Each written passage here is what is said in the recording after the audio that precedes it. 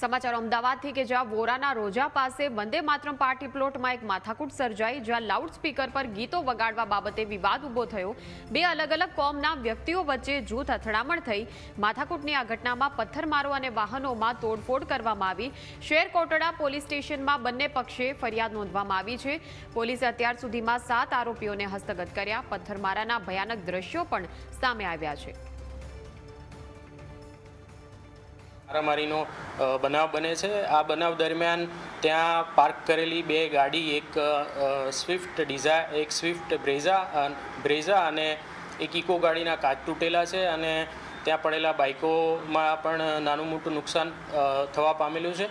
અને આ બાબતની જ્યારે પોલીસ કંટ્રોલ રૂમ મારફતે પોલીસને જાણ થયેલી, તાત્કાલિક પોલીસ ત્યાં પહોંચી ગયેલી હતી અને નાઇટ દરમિયાન જે ઉચ્ચ અધિકારી હતા, એસીપી, ડીસીપી, સ્થાનિક પીઆઈ તમામ ઘટના સ્થળે પહોંચેલા હતા અને સ્થિતિ ઉપર કાબૂ મેળવ્યો હતો।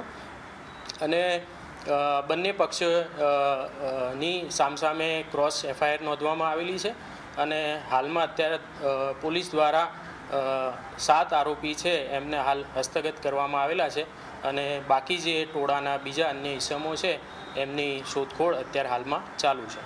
સાહેબ, આપણે પોલીસ દ્વારા કઈ કલમો હેઠળ ગુનો દાખલ કરવામાં આવ્યો છે? પોલીસ દ્વારા અત્યારે હાલમાં બંને પક્ષે ગુનો દાખલ કરવામાં આવ્યો છે। એક બાજુ રાઇટિંગ અને મિલકતને નુકસાન પહોંચાડવું અને બીજી બાજુ જે ઈજાનો ગુનો, સામાન્ય ઈજા, સાદી ઈજાનો ગુનો છે અને બોલાચાલી, ગાળાગાળીનો, એ હેઠળની કલમો અત્યારે આપણે ગુનો નોંધવામાં આવેલો છે। સર, ખાસ તો આજે મ્યુઝિક વગાડવામાં આવતું હતું, એમાં ધાર્મિક લાગણી દુભાય તે પ્રકારનું મ્યુઝિક હતું એવું કેવી રીતે સામે આવે છે?